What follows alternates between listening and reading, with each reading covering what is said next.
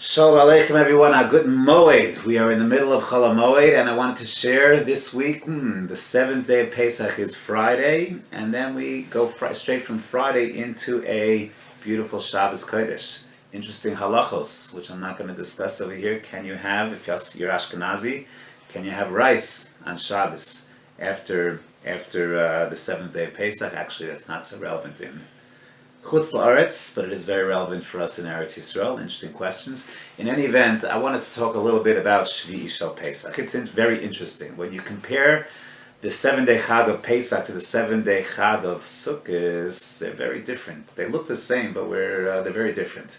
Sukkot has a 7-day Chag called Sukkot, and then the 8th day is what we call Shmini Atzeres. Shmini Atzeres, the Gemara in the last paragraph of Masechet Sukkot tells us is a Chag b'fnei atzmo, regel b'fnei atzmo, in at least 6 different ways. It's a different holiday. Yeah, we're ready in Yerushalayim for Aliyah L'Regel, but it's a separate Chag, separate Karbanos. A new Shechiyanu is recited on Shmini Atzeres because it's a separate Yontif, which means that the last day of Sukkot is Hoshana Rabbah, and the last day of Sukkot is a regular day of Chol Moed. So Sukkot, on the one hand, it looks like Pesach, a Chag of Yontif, Chol Moed, and then another Yontif, but it's not really, because Sukkot ends on Hoshana Rabbah.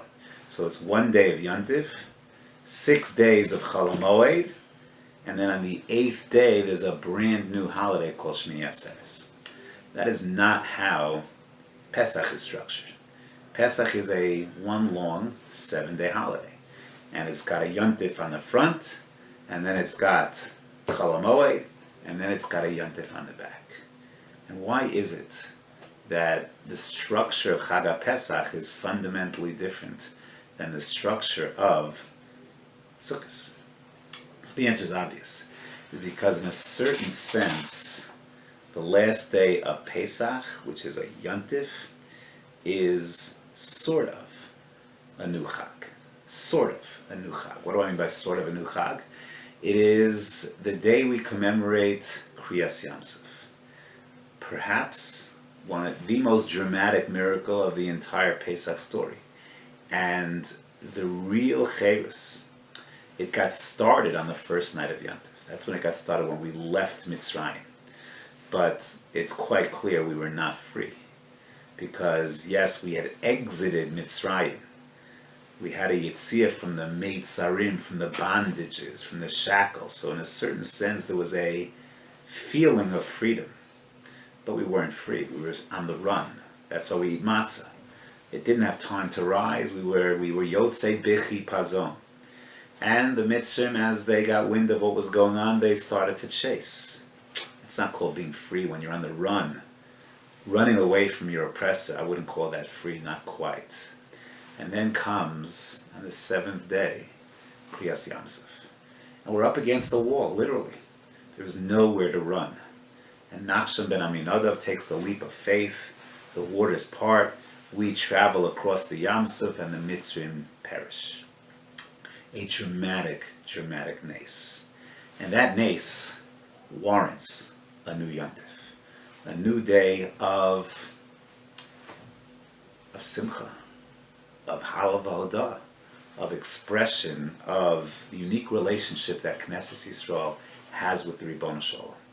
And we have a separate Yontif. And in fact, the Mefarshim ask, we should have a new Mechayev of Halal Shalom. It should be there. After all, anytime you have a dramatic nace, Chanukah, you had a dramatic nace, we say a Halal Shalom every single day. So why is there no Halal Shalom when it comes to the nace of Kriyas Yamsuf? It deserves a Halal Shalom.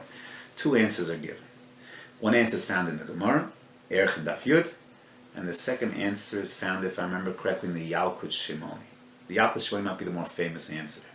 The Yalkut Shimoni says that, how can we possibly say Hallel after all? Bonai Tovim Bayom. The Mitzrim are drowning in the sea, Atem Omrim Shira. How could you possibly say Hallel when the Mitzrim, Tzelem Elokim, are being destroyed? Wow. That's a dramatic, dramatic statement. That even though they're your oppressors, and even though they persecuted you for hundreds of years as Avadim, still they're Tzelem Elokim, and you cannot sing Shira. The Mefarshim asks, okay, that would be why you can't say Shira on the seventh day. Why can't you say Shira more Halal on Chol HaMoed? So the Mefarshim say, well, then that would put Chol HaMoed on a higher level than the seventh day of Yontif, and that would seem not right. So therefore, we don't say Hal Shalem only on the first day, Chutzars on the second day as well. That's the Yalkut Shimoni. The Gemara says something different. The Gemara tells us that the only time there's a new Mechayev of Halel, like you have by Sukkot, every day is a new Mechayev of Halel. You say a full Halel every single day because Chaluk in the carbon of same. Every single day of Sukkot there was a new carbon, different from yesterday. When it comes to Pesach, every day is the same carbon. So I think there's an idea that's being expressed over here regarding the nature of Shvi'i Shel Pesach. Shvi'i Shel Pesach, on the one hand, is a new Yontif because it was a brand new Nes. But it's not a brand new Yontif. It's in fact perhaps the climax of Chag HaPesach. It is very much part of Chag HaPesach, and therefore no new carbon, but it is a cause for new celebration. And there's a certain dichotomy that inheres in Shvi'i Shel Pesach. On the one hand, it's a brand new Yontif because of a dramatic nes, but it's part of the flow. It is the seventh day of Pesach. Unlike Shmini Atzeres, it's not a regel b'fnei atzma, because at the end of the day, it is the culmination of Yetzias Mitzrayim. And as long as we were still subjects to the Mitzrim, we didn't feel that sense of Cherus, so there was something incomplete. Once we crossed the Mitzrim perish, and now we're on the other side, now we can honestly say that we are B'nai Chorin.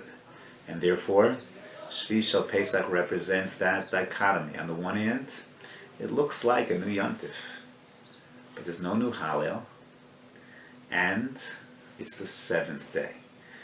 And what we need to take from that perhaps is the idea that understand that Cherus is a process. And we do celebrate the first day, the Yetziah Mitzrayim. But ultimately, the Yetziah Mitzrayim, that was a stage. That was stage one, a physical exit from the bondage. It was a release of the Inui. But that real sense of freedom, that only comes after day 7.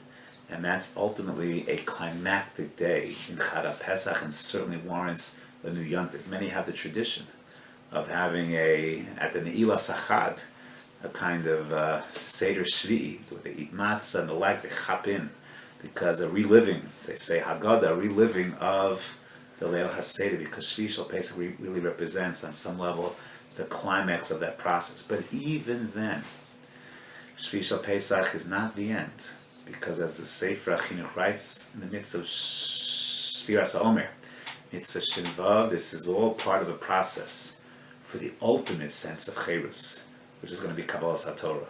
And the ultimate, if you will, now regel b'fnei atzma, of Shmini Atzeres, of Chag HaAtzeres and Chag HaShavuos, that's where it will really climax with Kabbalas HaTorah and a true sense of Cherus.